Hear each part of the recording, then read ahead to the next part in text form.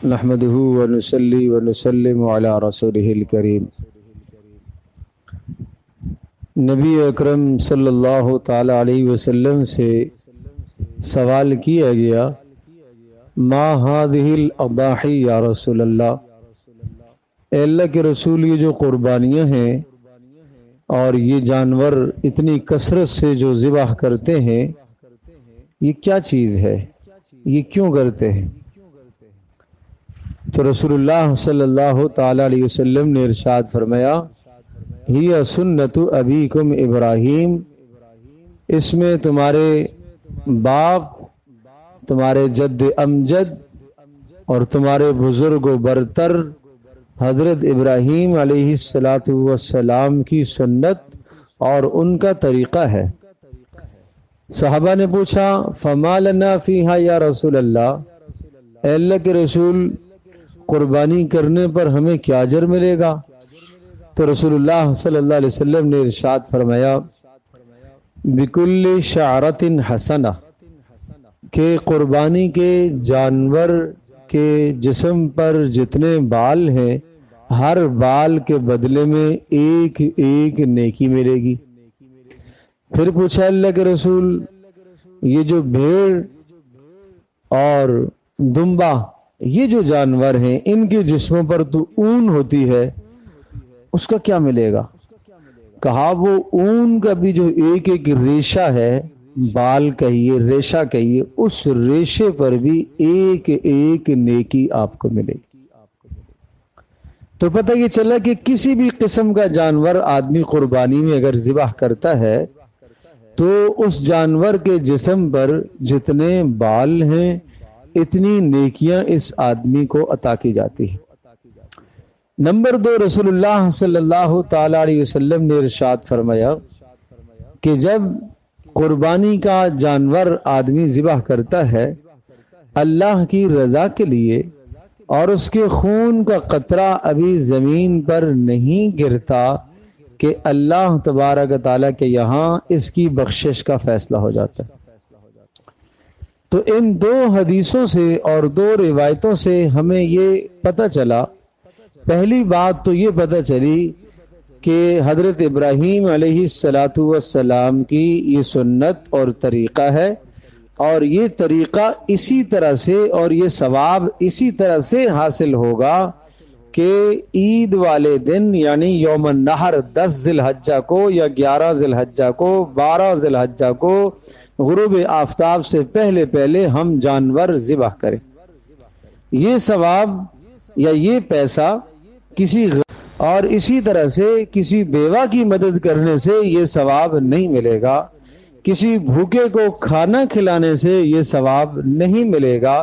اس ثواب کا تعلق قربانی ہی کے ساتھ ہے، اس ثواب کا تعلق قربانی کے جانور کا خون بہانے ہی کے ساتھ ہے۔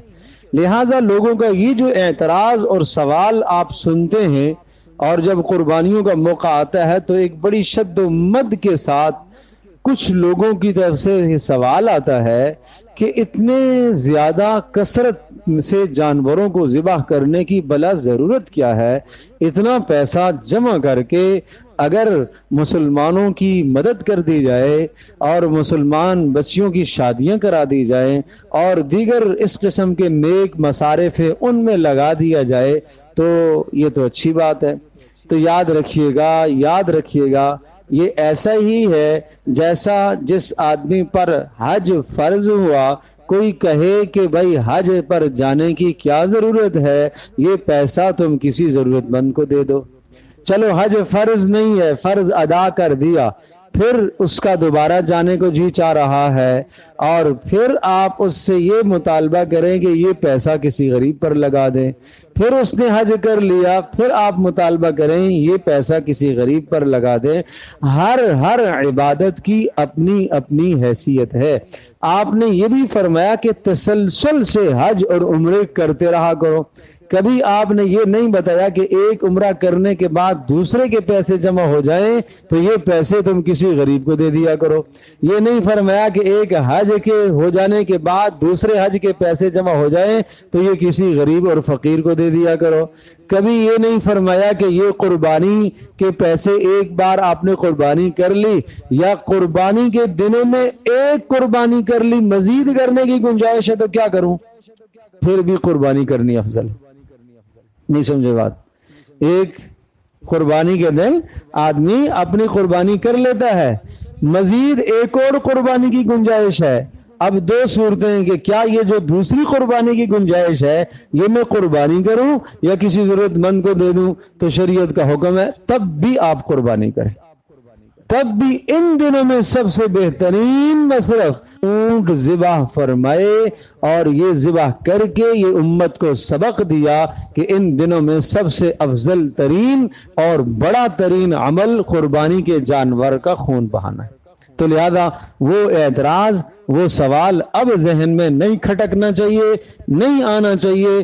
اور یہ لبرل قسم کے لوگوں کی جانب سے یا اسلام پر اعتراض کرنے والوں کی جانب سے جو سوال ابھرتا ہے, اب آپ کے ذہن میں یہ سوال نہیں آنا چاہیے, اس لیے کہ حضرت ابراہیم علیہ السلام کا طریقہ ہے اور یہ رسول اللہ صلی اللہ علیہ وسلم نے ہمیں تلقین کیا, آپ نے تعلیم دی, آپ نے 100 اونٹ ذبح کر کے ہمیں بتا دیا کہ زیادہ سے زیادہ قربانیاں ہونی چاہیے.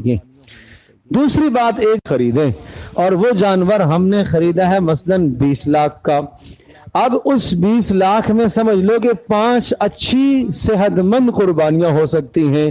تو قربانی میں اس میں کوئی شک نہیں, خوبصورت جانور ہونا چاہیے, بے عیب جانور ہونا چاہیے, موٹا تازہ ہونا چاہیے. لیکن بات ادھر آپ دیکھو کہ اگر وہ ایک آپ ذبح کریں گے 20 لاکھ کا اور اس کے حسن کی اور خوبصورتی کی اتنی بڑی قیمت لگی ہوئی ہے, اور اس 20 لاکھ میں اگر 4 آپ ذبح کر دیتے ہیں, 5 ذبح کر دیتے ہیں, تو یقیناً بال زیادہ ہو جائیں گے اور نیکیاں بھی زیادہ ہو جائیں گی. اور جب بال زیادہ ہو جائیں گے, نیکیاں زیادہ ہو جائیں گی, تو زیادہ لوگوں کو گوشت پہنچے گا, زیادہ قربانیاں ہوں گی, زیادہ خون بہایا جائے گا. تو یہ اللہ کے نزدیک مطلوب اور مقصود اور محبوب اور پسندیدہ عمل ہے. تیسری بات یہ رہ گئی کہ قربانی کا نصاب کیا ہے. تو یہ بات اچھی طرح سے ذہن نشین فرما لیجئے. قربانی کا نصاب یہ ہے, ایک تو نصاب ہے زکوٰۃ کا, سونا چاندی نقدی مال تجارت. عام طور پر آج کے زمانے میں سونے کو ہم نہیں چھیڑتے, اس لیے کہ بہت ہی مہنگا ہو گیا, بہت ہی اوپر ہو گیا. تو اب آپ سمجھیے وہ شاذ و نادر ایسا ہوگا, بہت کم ہوگا. ہم یہ کہتے قربانی کے ان 3 دنوں کے اندر 1 روپیہ بھی اس کے پاس کیش نہیں ہے, لیکن 5 تولہ سونا ہے. 5 تولہ کیا ہے؟ سونا ہے. 6 تولہ سونا ہے, 7 تولہ سونا ہے, لیکن 7.5 تولہ نہیں ہے. تو آپ کہہ سکیں گے کہ اس پر قربانی نہیں. لیکن کب؟ جب ان قربانی کے 10 ذی الحجہ, 11 ذی الحجہ, 12 ذی الحجہ, ان 3 دنوں میں اس 6 تولہ سونا کے علاوہ اس کے پاس 1 روپیہ سے ضرورت سے زائد نہ ہو, 1 روپے کا اضافی مال بھی گھر کے اندر موجود نہ ہو. لیکن ایسا آج کل ہوتا نہیں ہے. ویسے میری ماں بہنوں کے پاس بڑے بڑے زیورات 6 تولے بھی رکھ لیتی ہیں, وہ 7.5 نہیں بننے دیتی تاکہ قربانی کا نصاب نہ پورا ہو جائے, 7.5 سے نیچے نیچے ہی رہتی ہیں. لیکن وہ جو ان کی گھر میں کپڑے رکھے ہوئے ہوتے ہیں, انسلے کپڑے اتنے سارے رکھے ہوئے ہوتے ہیں, اور ضرورت سے زائد جو چیزیں رکھی ہوتی ہیں تو وہ 7 شمار کریں گے. اب جب ضرورت سے زائد چیزیں شمار کریں گی تو اب 7.5 تولے سونے کو نہیں دیکھیں گے, اب 52.5 تولہ چاندی کی قیمت کو دیکھیں گے. اور اگر ضرورت سے زائد ایک عورت کے پاس کپڑے بھی موجود ہیں اور گھر کا سامان بھی موجود ہے, تو اگر 1 تولہ بھی ہے اور ضرورت سے زائد سامان ہے, 52.5 تولہ چاندی کی قیمت پوری ہو گئی, لہذا اس پر بھی قربانی واجب. تو اس لیے ہم زیادہ تر اس موقع پر سونے کو کنارے پر ہی رکھتے ہیں، اس کی بات ہی نہیں کرتے۔ اب رہ گئی بات 52.5 تولہ چاندی کی، تو اگر 52.5 تولہ چاندی کسی کے پاس موجود ہے، یا 52.5 تولہ چاندی کی کیش اس کے پاس موجود ہے، یا 52.5 تولہ چاندی کا مال تجارت اس کے پاس موجود ہے، اور ان 3 دنوں کے اندر اس کے پاس اتنا پیسہ موجود ہے، 10 ذی الحجہ کی صبح صادق سے لے کر 12 ذی الحجہ کے غروب آفتاب تک کسی بھی وقت اتنا پیسہ آ گیا جس سے 52.5 تولہ چاندی خریدی جا سکتی ہے، تو اس آدمی پر قربانی واجب ہو گئی۔ زکوٰۃ میں تو پورا سال اتنا پیسہ رہے گا تو تب قربانی آئے گی اور تب زکوٰۃ آئے گی، لیکن قربانی کے لیے سال نہیں، صرف ان 3 دنوں میں اتنا پیسہ ہو گیا تو قربانی اس پر واجب ہے۔ چوتھی بات یہ ذہن نشین فرما لیجئے کہ جس پر قربانی واجب ہو گئی وہ اپنی طرف سے پہلے قربانی کرے، واجب قربانی، اس کے بعد گنجائش ہے تو جناب ماں باپ کی طرف سے کرے، اس کے بعد گنجائش ہے تو رسول اللہ صلی اللہ علیہ وسلم کی جانب سے کرے، اس کے بعد گنجائش ہے اور انبیاء ابراہیم علیہ السلام کی جانب سے، صحابہ کی جانب سے قربانیاں کرے۔ بہت بڑی بات ہے، ثواب کی بات ہے، اجر کی بات ہے۔ لیکن یہ بات یاد رکھیے گا، گھر کے سربراہ کی قربانی سے گھر کے سارے افراد کی قربانی نہیں ہوتی۔